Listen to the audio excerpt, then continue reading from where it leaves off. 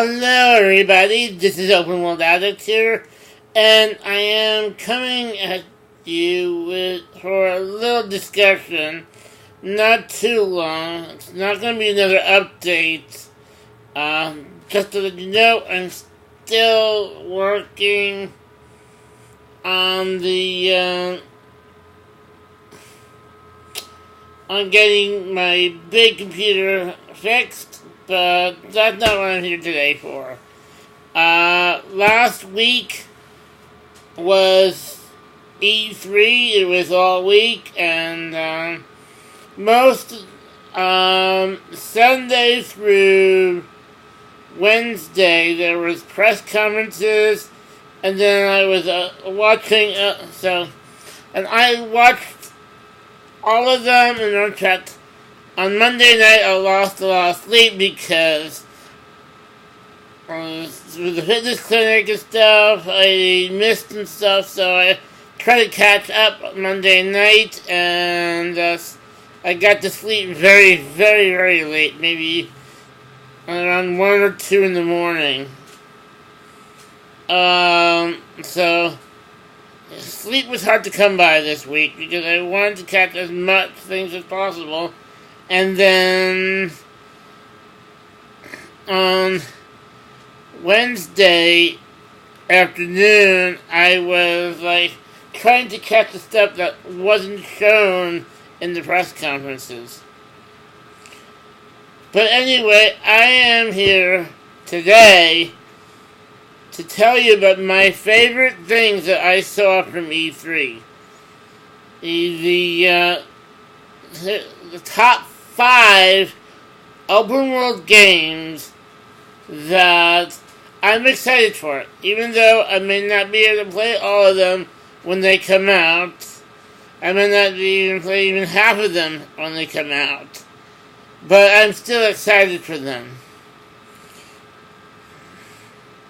Well, actually, 3 of them I may be able to play. But anyway, let's get to the list. So number 1 is The Legend of Zelda Breath of the Wild. So this is one of the ones that I'm not going to be able to play unless I get Nintendo Wii U, or a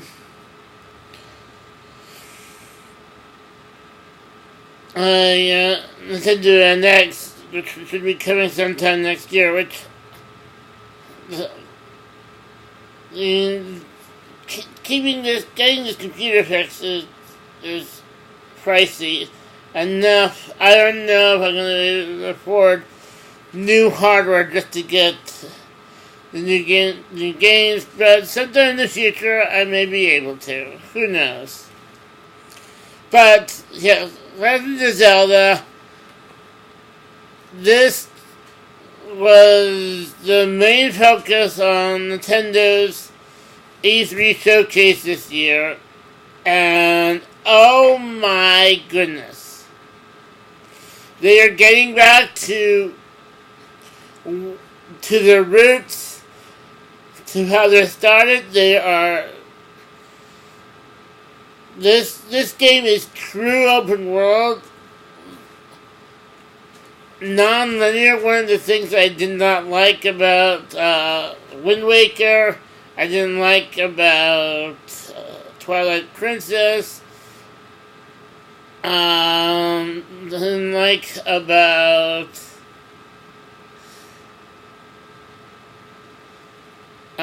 Skyward Sword, which I never got because I found how linear it was.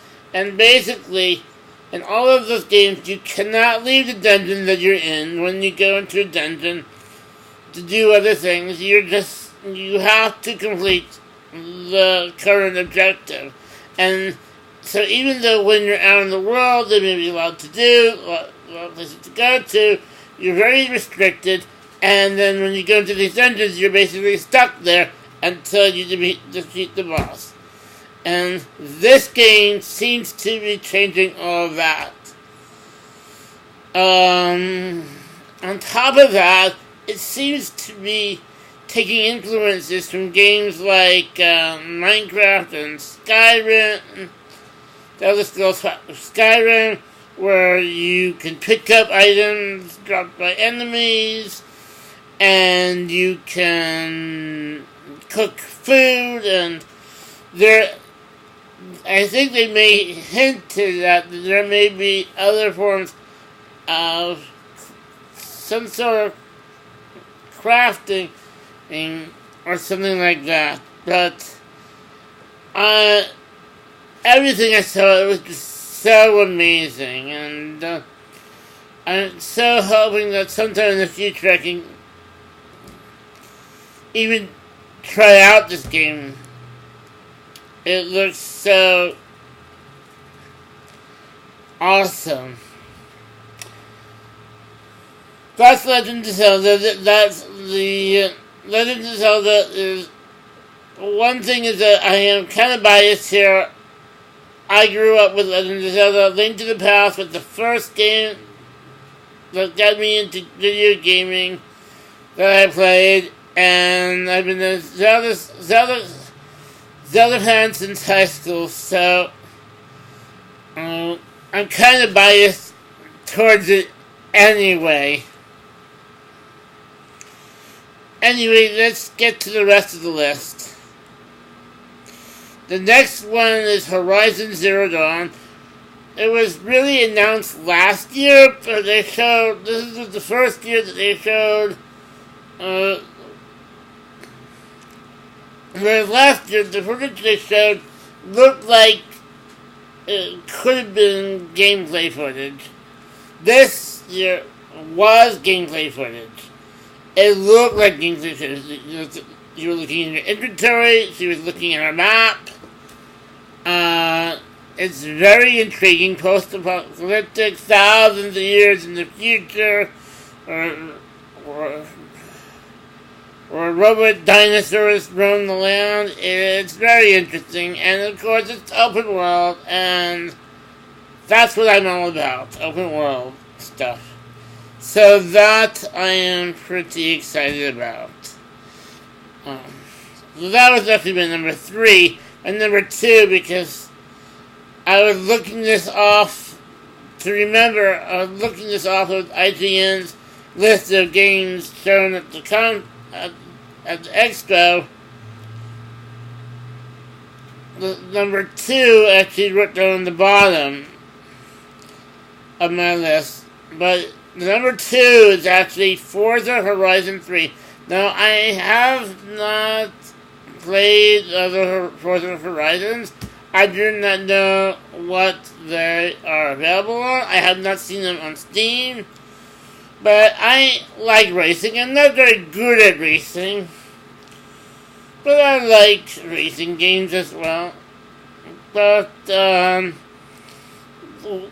open world racing games in the last few months have very intrigued me. I wanted to get a game that came out a year or two ago. I'm drawing a blank, The Chase or something. I forgot what it's called, but it was an open world game that gave you the whole United States. I played a demo of it, and but I haven't been able to get it because it hasn't been on sale, and I haven't had that much money, but I'm hoping that soon I'll be able to get the Crew. That's what it's called, The Crew. And then I've also played Test Drive 4, which I may have done a video on, and that was a lot. It was kind of fun. I had to load a save from the late game because they did not give you access to the entire Hawaiian Islands at the very start. You had to do all these kind of missions, and since I'm not good at racing, and I don't race to win, I race just for the joy of racing. And some of these games you have to win to proceed, and so didn't enjoy it. But getting back to Forza Horizon 3, it looks like it's coming to to the PC, and it's set in Australia, and it's open world, and it looks amazing, and I'm hoping that sometime in the next year I'll be able to at least try it out, maybe even purchase it if I can afford it. But yeah, that is number 2, and then number 3 was Horizon Zero Dawn. Number 4 is State of Decay 2. I played State of Decay. The first one, I loved it. I loved how it took a realistic... I'm not a big fan of zombie games, and I avoided most of them. But this I got and I played and I enjoyed because it says that if a zombie apocalypse happened right now, what would you do? And what people would do, they would stick together, form communities trying to survive, going out to get resources, and that was exactly what State of Decay was. I think I did a live stream with the Breakdown expansion, which unfortunately I was terribly destroyed after playing that game for maybe an hour or so. It was quite tough. But I wish I would, I was able to play that game with other people, and that's something that looks like State of Decay 2 is going to bring, and something that not a lot of people were excited about because there's just too many of those zombie games around, but because of the sense of realism, the sense you're trying to survive not just as a single person, but as a community. I really like that, and I'm looking to see more of what State of Decay 2 brings.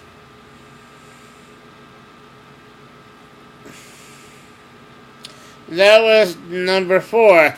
And number 5 really scratches in. And number 5 is Steep. This was a game shown by Ubisoft, and it was an open world mountain sports game. It looked very interesting, exciting. They had people in parachutes and going down to the mountain, and then you'd be making skiing, making jumps, parachuting some more. And it looked like it had this very nice flow to it. I'm not a mountain sports person myself, but I like to get into games that allow me to do things that I can't do in the real world. And skiing, just going down the mountain, and it should be too much scary for me because of my disabilities.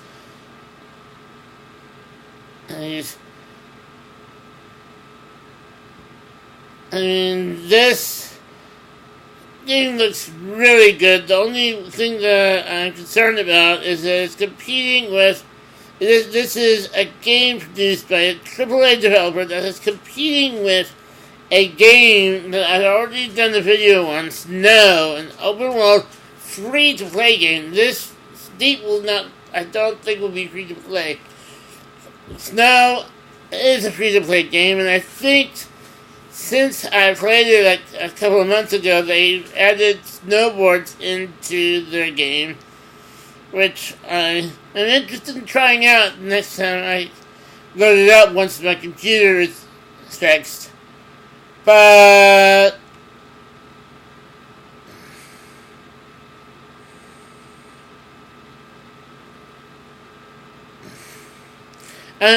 it's almost like the little guy taking on the big guy. I mean, Ubisoft has lots of resources, a big team, and yet this is very small. They're making it free to play, but they're still in early access, and I really like the feature where you have the little drone helicopter that you can send out to get a sense of your surroundings. Whereas Steep, there is definitely going to be a mini-map, so I don't know. I'm iffy. I'm kind of excited to see about Steep, but then I'm kind of worried that it's going to drown out Snow, which I already tried and it's quite good, and that is a concern. But otherwise, that's enough. That's my top 5 the open world games that I saw that excited me from E3. Again, just to go over it quickly. Number 5 was Steep. Number 4 was State of Decay. Number 3 was Horizon Zero Dawn. Number 2 was Forza Horizon 3. And then number 1, the one that really stole the show for me, is The Legend of Zelda Breath of the Wild. So, I hope you enjoyed this video. Let me know if there is any big open world games that was announced that I kind of missed. And let me know what you're excited about. But because I don't have a computer and I can't actually do any video recording, I felt I needed to do something for my channel.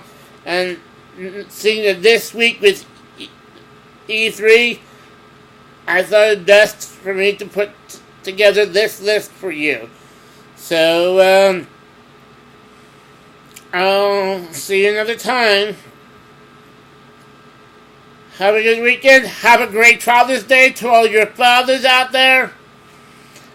This is OpenWorldAddict, out.